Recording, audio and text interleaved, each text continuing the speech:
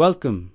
You're about to hear a true story, one of courage, loss, and unexpected hope. This is the journey of Audie Murphy, America's most decorated World War II hero, a man haunted by war, until a chance encounter in the heart of Jerusalem changed everything. If you believe real history lives in the hearts of ordinary people who did extraordinary things, you'll be in the right place. Hit subscribe, turn on the bell, and stay with us. Because these stories, they're not just about the past, they're about us. And they deserve to be remembered. In the scorching summer of 1952, Audie Murphy, just 28 years old but already carrying the weight of a nation, as gratitude and his own invisible wounds, stepped off a Pan Am flight onto the tarmac of Lod Airport in the newborn state of Israel. The Texas-born war hero, America's most decorated World War II soldier, had left behind Hollywood sets, fan letters, and the hollow applause of a public that saw medals but not the man beneath them. Nightmares followed him like shadows, the screams of dying friends in the snow-covered forests of the Colmar Pocket, the acrid smell of burning tanks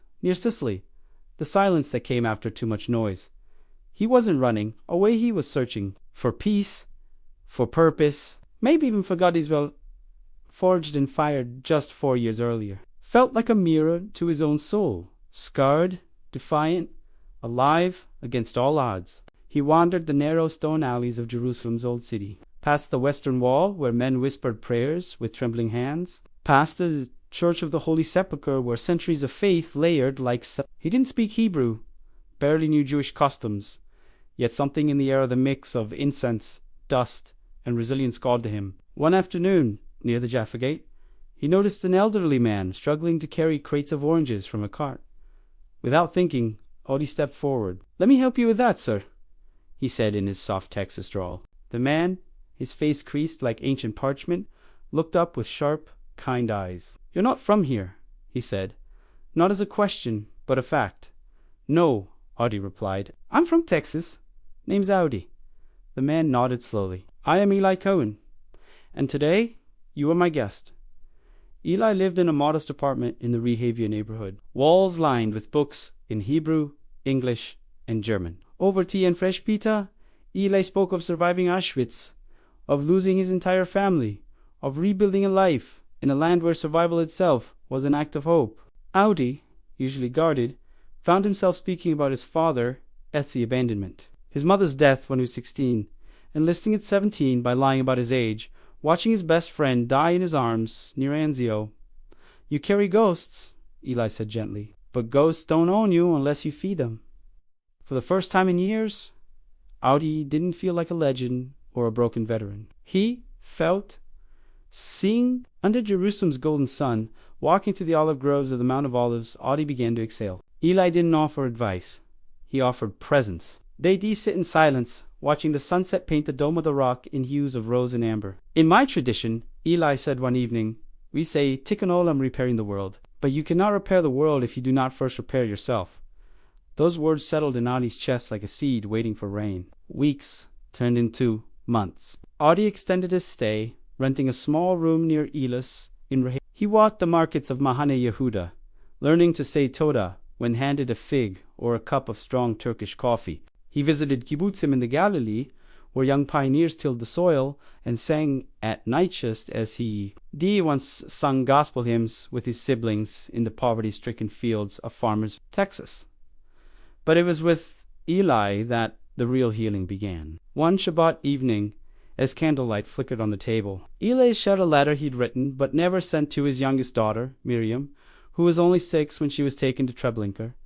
His voice cracked, but his hand stayed steady. "I write to her every year on her birthday," he said. "I tell her about the trees I planted, the students I teach, the neighbors who bring me soup when I'm sick. I tell her I'm still here, and that I remember her laugh."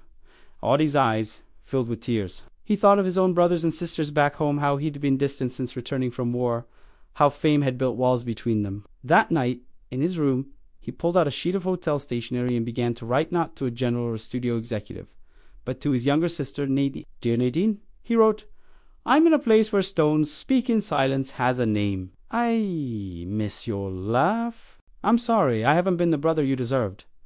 He wrote to each of his siblings, then to his late mother, as if she might read it in the stars above the Negev desert. Eli noticed the change. "You're softer now," he said one morning as they sipped mint tea on the rooftop.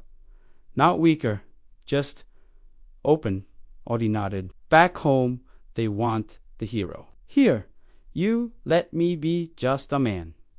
He started volunteering at a community center in East Jerusalem, helping rebuild homes damaged in recent skirmishes. He didn't talk about his medals. He swung a hammer, mixed mortar, shared cigarettes with Arab and Jewish laborers alike. In that shared work, he found a brotherhood not born of battle, but of rebuilding. He learned that courage wasn't just charging a machine gun. Instead, it was showing up, day after day, with calloused hands and a willing heart. One afternoon, while repairing a wall in the village of Ein Kurim, he met a young Palestinian boy named Yusuf, whose father had been killed in the 1948 war. Yusuf, shy at first, began following Audie around, handing him nails, fetching water. Audie taught him to whistle through his fingers, the same trick he'd learned from his brother. In Yusuf's hesitant smile, Audie saw not an enemy, but a reflection of the scared boy he once was. We're more alike than different, he told Eli that night. Pain speaks the same language everywhere. And for the first time, he believed it. He stopped flinching at loud noises. He slept through the night. He laughed real, deep laughter. Eli tried to teach him to dance the hora, and tripped over his own feet. The war hadn't left him, but it no longer owned him. He was becoming someone new, not the soldier, not the star, but simply Audie. A man learning to love the world again, one repaired brick, one shared meal, one handwritten letter at a time. By the time spring bloomed in the hills of Judea, Audie knew it was time to go home, not as escapee, but as return. He packed his few belongings, but left behind something heavier, the armor he'd worn for nearly a decade. On his last evening in Jerusalem, Eli handed him a small wooden box. Inside was a silver mezuzah scroll case for doorposts, inscribed with the words Shema Yisrael, and a note, so your home remembers you are not alone. Audie hugged the old man tightly, his voice thick. You saved my life, Eli. Eli patted his back.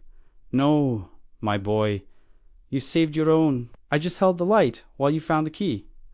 On the flight back to New York, Audie stared out the window at the endless ocean below, and thought of Yusuf waving goodbye, of Nadine's likely tears when she read his letter, of his mother's ghost finally at peace. He landed in Los Angeles, not with the swagger of a war hero, but with the quiet steadiness of a man made whole. He called his siblings before even checking into a hotel. Within days, he flew to Texas.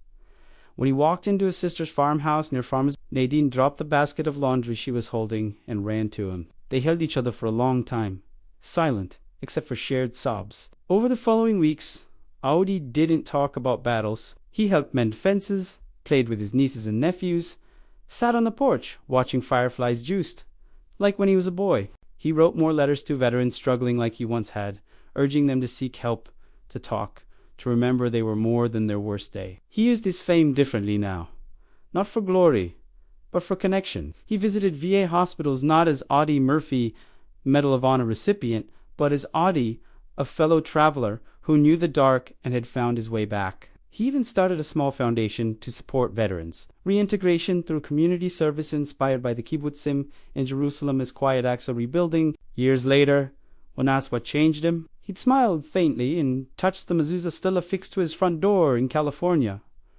I went to Israel looking for answers, he'd say, but I found something better. A friend who saw me. A land that taught me resilience, ice, and tea about surviving Panit. S about planting seeds in its ashes. And love. Love is the only weapon that truly disarms the past. Audie Murphy, who once faced down Nazis with a machine gun in his hands, now faced the world with open arms and, in doing so, became the man his medals always promised he could be. Not just a hero in war, but a healer in peace.